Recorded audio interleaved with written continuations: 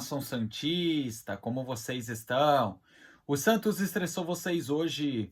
Hoje não. Meu nome é Gabriel Zupo do canal Sincero Santos. Não se esqueçam de se inscrever no canal, curtir e compartilhar o vídeo e ativar o sininho. E para você que tem Instagram, seguir a página do canal, Sincero Santos. Lembrando que lá eu tenho a parceria com a página Torcida Alvinegra e com a Bruna Novaes, Sereia Pistola. Bom, gente, o tema de hoje é para falar sobre Alexandre Galo. Então é um tema de opinião e debate. Lembrando que você não é obrigado a concordar comigo. Se você discorda de algo, você comente aqui abaixo. Se tiver ofensa, você só vai perder o tempo, porque eu vou remover o seu comentário. Bom, o tema de eu trazer Alexandre Galo para um debate é por questão de uma matéria que o Lucas Barros, no Diário do Peixe, acabou fazendo, que Marcelo Teixeira recusou alguns nomes tragos por Alexandre Galo. O Galo sugeriu alguns nomes para o presidente e o presidente, por sua vez, falou: não, esses nomes não me agradam.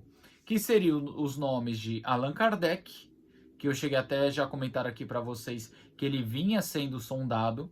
Foi também o nome de Rafael Cabral. E, por fim, também o nome de Alexandre Pato. Tá certo que desses nomes aí, eu até já dei a minha opinião sobre. O Allan Kardec eu acho um bom jogador, porém a sua condição física é muito duvidosa para o Santos contratar. E o Santos precisa de um camisa 9 que chega para disputar a titularidade com o Furt. A questão do Alexandre Pato é um ex-jogador em atividade, é um jogador que tá nem aí pro clube. A intenção dele é só ficar perto da namorada. Esse cara não quer jogar bola há mais de 10 anos, fica aí sugando o dinheiro dos clubes. Pelo menos a visão que eu tenho é essa. E a do Rafael Cabral foi o que eu falei, vive um mau momento. Teria medo de trazer ele de volta para o Santos e arranhar a imagem de ídolo que ele tem. Porém, eu até gostaria ver ele ali no banco ali do João Paulo, até que valeria a pena, ou talvez se ele voltasse a corresponder, ser o titular da equipe.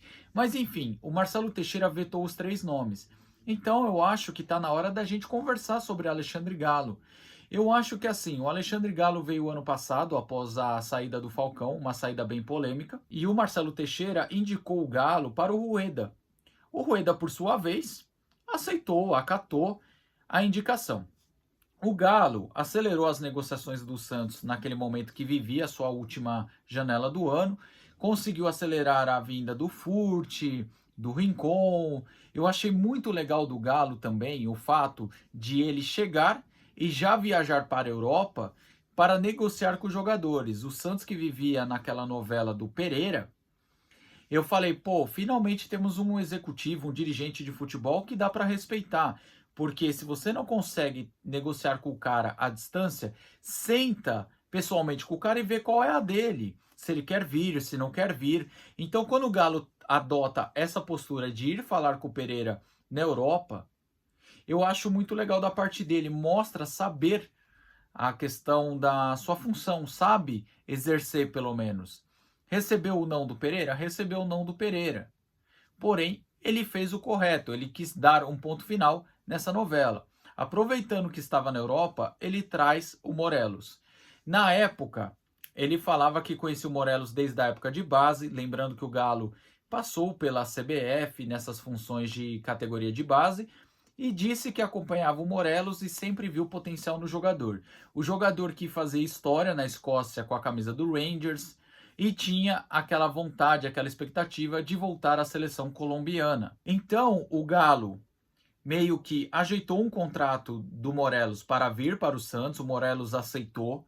No momento que ele aceita, a torcida abraça a causa por questão da história que o jogador tinha na Europa, porque assim, o futebol escocês não é primeiro escalão da Europa, mas também longe de ser um futebol de nível baixo.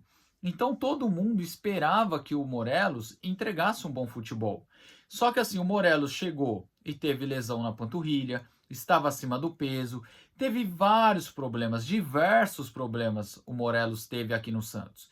Em nenhum momento o Morelos chegou perto de corresponder o salário inicial, que era de 900 mil por mês. Mesmo com a redução salarial para 375 mil, mais 10 mil a cada gol, continuou muito abaixo do que se esperava dele.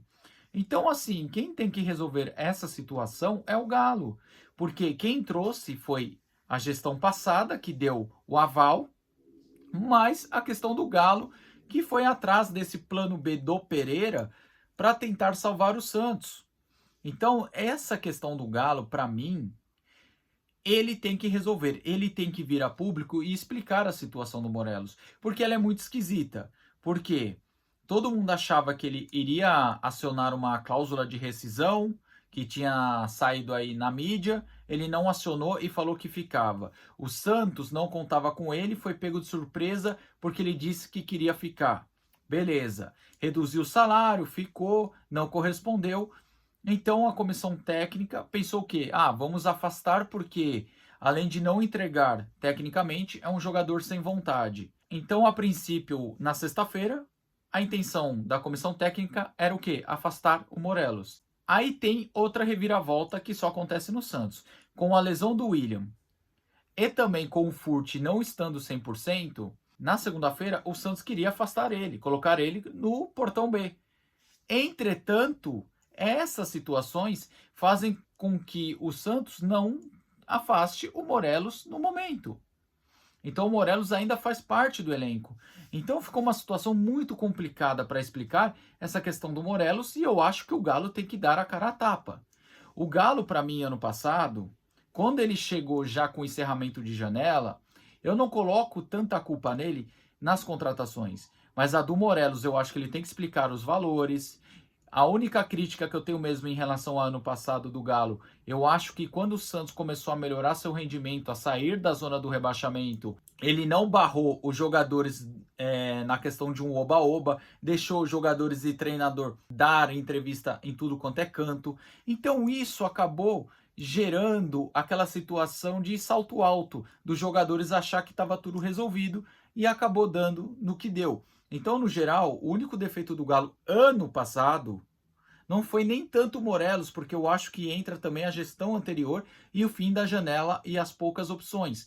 Mas essa questão de não ter segurado o clima de oba-oba. E também teve a questão da indisciplina do Marcos Leonardo e do Jean Lucas na penúltima rodada, que ele poderia muito bem ter chego no Marcelo e falar: ah, tá com birrinha porque não vai ser escalado em um momento decisivo, tá preocupado com o seu ego?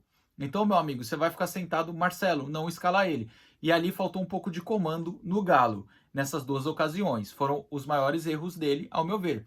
Agora, esse ano, o Santos começa fazendo 14 contratações com indicações do Carille, e dessas 14, 8 dão certo. Então, isso é mérito dele, e as que não deram certo, ou que são dúvida, também entra na conta dele. Por exemplo, o Gabriel Brazão ainda é uma dúvida. O Jorge, posso falar que deu errado. Pedrinho, Marcelinho, William, Casares, até o breve momento, estão mais para um ponto negativo do que um ponto positivo. Agora, ele acertou 8 de 14 e isso eu tenho que dar parabéns. Uma margem de acerto de mais ou menos 57%.